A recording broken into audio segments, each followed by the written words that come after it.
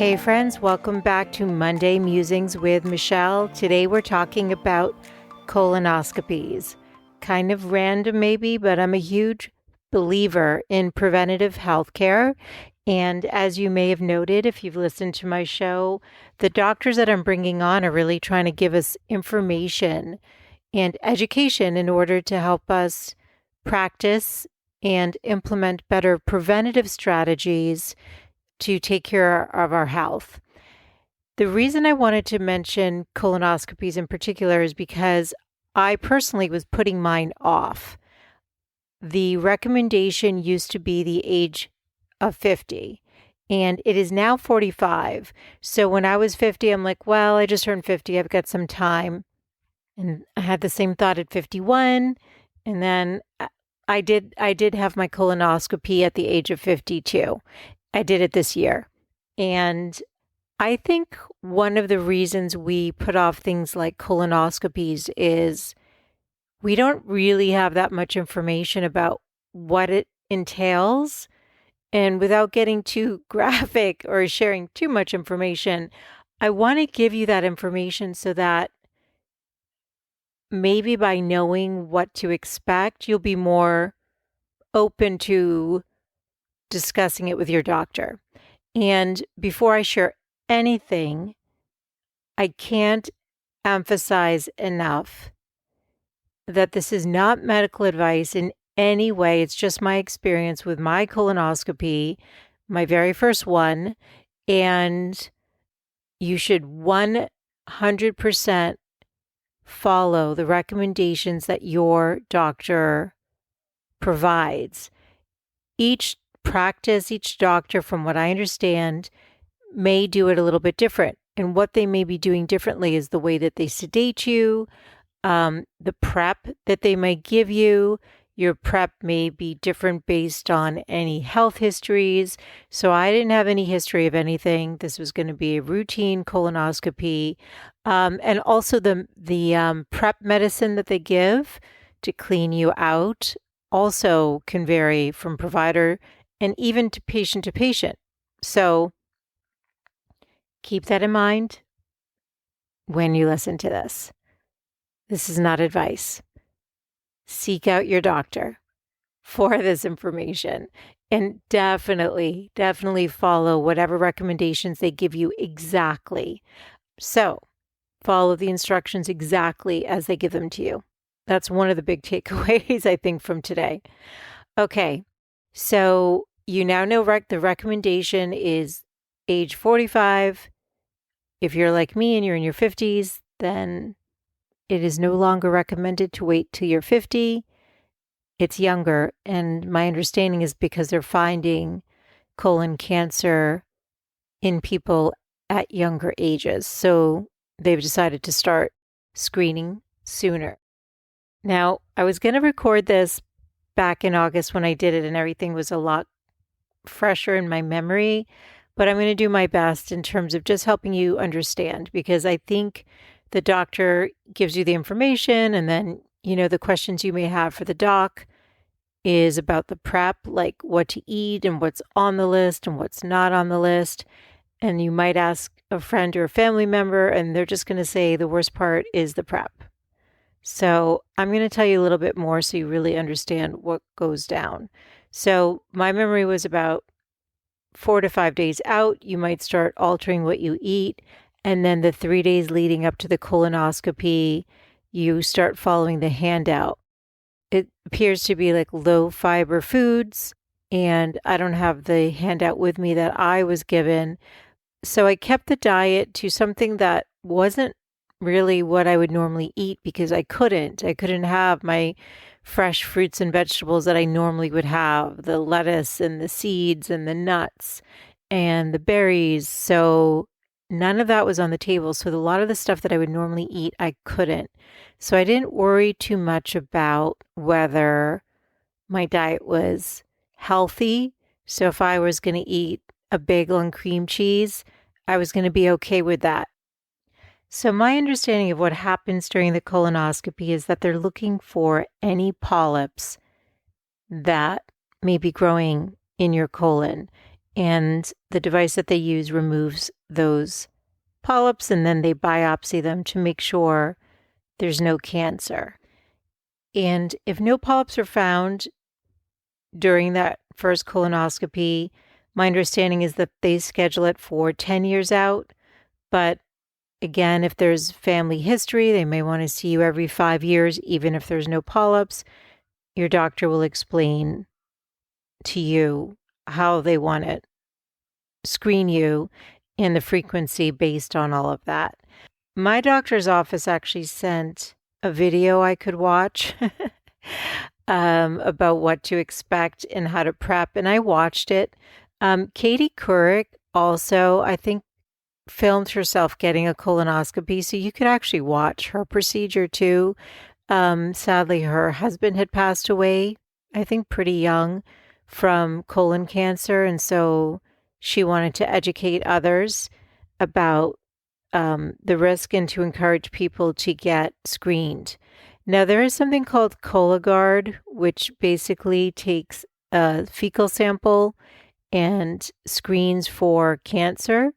I've done that before, and that is also partially why I wasn't in a rush to get the colonoscopy, because mine came back negative. But there can be false positives and false negatives. And truly, the colonoscopy is really the only way to determine if there's any polyps there. So you can discuss all of this with your doctor. So just something to keep in mind if you've done Cologuard as well. My insurance covered it. Some insurance won't, and it's expensive to pay out of pocket. My understanding is a routine colonoscopy is covered. So in terms of cost, it shouldn't cost you anything. So anyway, they provide you a handout with what you can eat. I was eating a lot of just like plain foods, some chicken broth. My understanding is you can't have bone broth. I made sure to have saltines on hand, ginger ale, Gatorade, which I never touch. It was the lemon lime one. I think you can't have things with color, like, you couldn't have a red colored Gatorade. All of these things will be on the handout. So I didn't eat too much. So you got to figure the more you eat, the more that's going to come out when you do. So I was prescribed soup prep for my bowel prep. And basically what I had to do was pour some powder with some water, mix it up at 6 o'clock the night before the procedure. My procedure was at 10:30 the next morning. So my first prep started at 6 p.m. Once you drink that, as you can expect, that's when it starts to clean you out. And then I had to get up at 2 in the morning for the second one. So you can imagine that, you don't want to miss that alarm. You want to make sure you do it correctly. And then I had to prepare the rest of the powder with the water, mix it up. And so the day of where you have to stop eating, I was drinking chicken broth and having ginger ale. And I did the Gatorade when I was after I drank the prep, which doesn't taste good. The second prep is a little bit trickier because you're tired and you haven't eaten and you could get nauseous. And so I actually used Insight Timer to play some relaxing breath meditation. It may sound crazy, but I really just wanted to stay as calm as possible. And I have to tell you the other thing that I did that really, really helped me prepare, which was I changed my mindset. The first few times I was scheduled to go in for the colonoscopy, there was always something that came up where a month out I would just cancel it because my mind wasn't set to do it. But the second I decided, okay, you've got to get this done, you've got to check this box, you got to make sure that everything's okay, I changed my mind and I did everything possible to do it correctly. Make sure that the bowel prep worked and, I was cleaned out fully, because if you're not, I think that can also impact the procedure and they may make you come back. So my mindset was set. And so I just breathed through the discomfort in the morning, the nausea, the feeling of being nauseous and all of that. And because my procedure was at 10:30, I was able to get some sleep and I set my alarm. I did take a shower and I got ready to go. And then my husband drove me. And when I showed up, I checked in. You have to fill out some paperwork. You wait in the waiting room. They call you. Then I was met by a nurse. So there was a room with multiple beds in it, separated by curtains. Every facility might be different. I was given something called twilight sedation, which does not require an anesthesiologist. And the nurse reviewed a bunch of stuff with me, allergies and all the stuff. The morning that I was going in, I had had some really intense hand pain for weeks. I couldn't even open a jar. I still don't know what triggered that, but it was radiating through my arm. And so I let the nurse know that. And unfortunately, they had to put the IV in my left arm. And you roll over on your left side. They couldn't find a good vein in my right arm. So they put it in my left arm. And I remembered thinking, okay, when I go in the room, I'm going to position myself so there's no way I could impact the tube and the ability for the medicine to get to me. And I'm going to let you know why I'm mentioning that, because I got wheeled into the room once the IV was put in. And I think at that point it was just for hydration. And then I met with the nurse and the doctor. And the nurse came over and she gave me 2 meds. One was fentanyl for the pain, and 2 was some medicine, I can't remember the name, that makes you forget everything. I mean, when I say forget everything, you forget everything. And so I will tell you that she inserted the meds, and I don't remember anything from that point on. I had told them that I had a high threshold for pain, but a low tolerance for medication, because I can be really sensitive to medications. And the doc assured me she'd start me off, on the lower side. The way I know this is that I had an emergency C-section when I gave birth to my daughter, and I left the hospital and I had stopped taking pain meds. I have friends who were on them for the full 2 weeks, and I was running up and down my 5th floor walk up, going to and from the hospital because I had to leave my daughter in the NICU. So I know from that experience, and C-sections are quite painful, that, after 4 or 5 days, I was off the medication and they wanted me to continue taking it, but I didn't want it in my daughter's breast milk. So I stopped, and I didn't even need it. So the procedure was done. I have no recollection of getting dressed, of talking to the nurse, of being told anything, of my husband picking me up, of getting in the car, of being wheeled out in a wheelchair to the car. Zero memory of any of it. I have a faint memory of driving a little bit and then walking in the house and throwing up a little bit, and then saying I need to lie down. A couple hours later, I got a call from one of the nurses, and she told me that my colonoscopy was not completed. And I was a little shocked. The good news is I had no discomfort or pain. It was like as if nothing had happened. But apparently the doctor had gone 2/3 of the way in, and I had said, I'm in too much pain. Please stop. No memory of any of this. They used a pretty high amount of fentanyl. And I know this because the nurse who called me wanted to make sure I was okay, especially in lieu of how much they had given me. And thankfully, I was fine on all counts, other than I had no memory. I was shocked that I told the doctor to stop, because I can't imagine why I would have done that. And I was also really disappointed because, as I mentioned, I had set my mind to get it done, check the box, and be done. Now, nothing was found in the 2/3 of my colon that they checked, but I was told by another gastroenterologist that it's in that final third part where often the cancers are found and that I really need to go and get it done again. And so I will go and get another one done later this year, just so I can truly check the box. And I was told that it would be under with propofol, which requires an anesthesiologist. So I will truly be out like more like an actual surgery.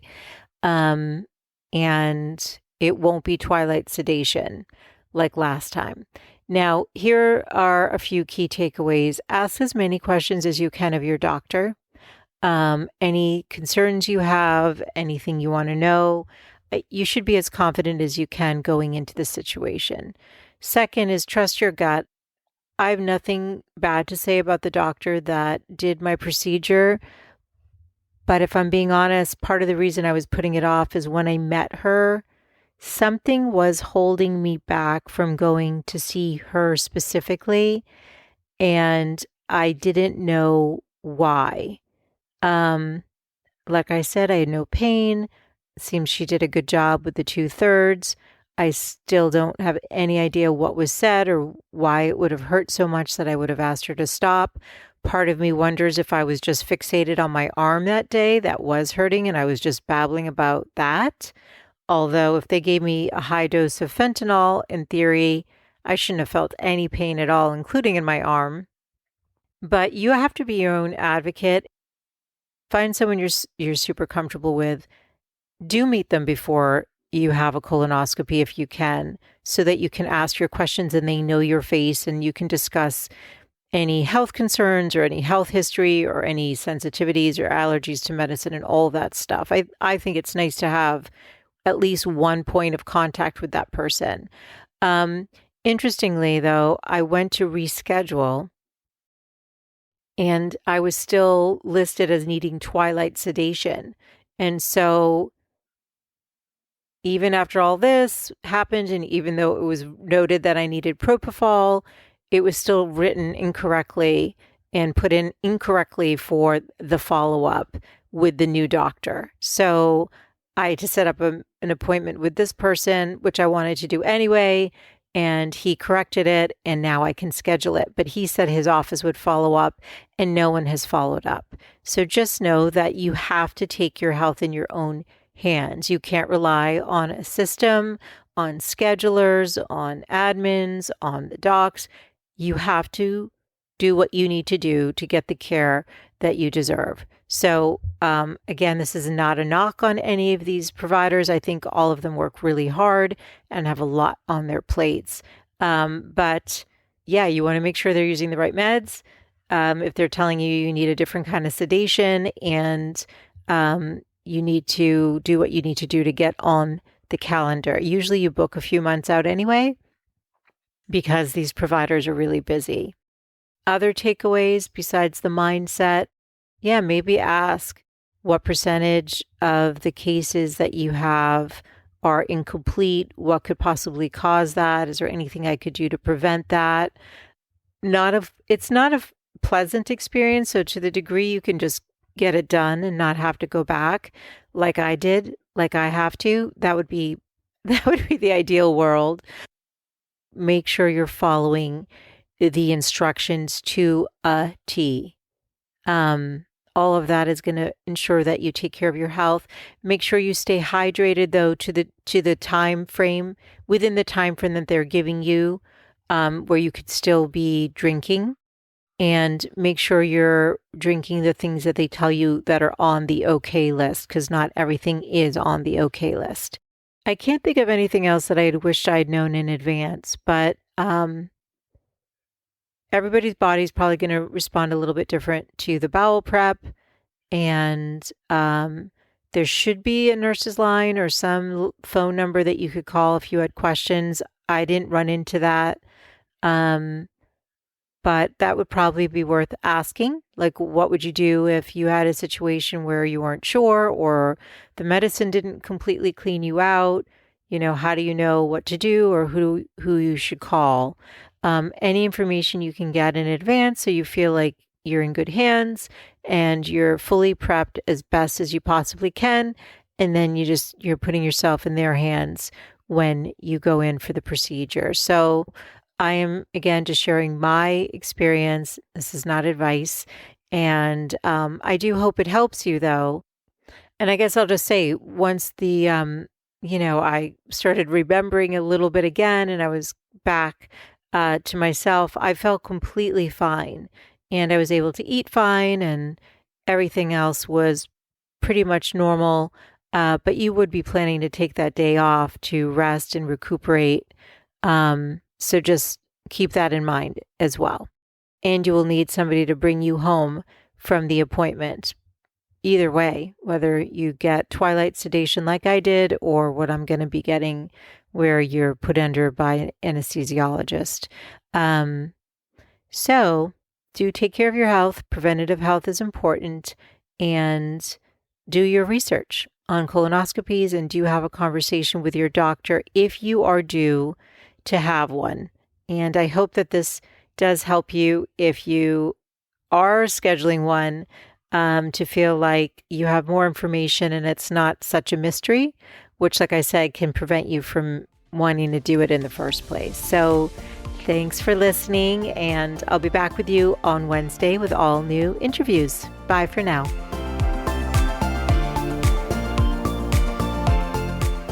This podcast is presented for entertainment and educational purposes only. Any information provided is not intended to be a substitute for medical, mental health, or other professional advice. Seek out your trusted healthcare provider or other qualified professional for all matters dealing with your health and well-being. Any opinions or information provided by a guest are their own and not those of Michelle Lamoureux or the company.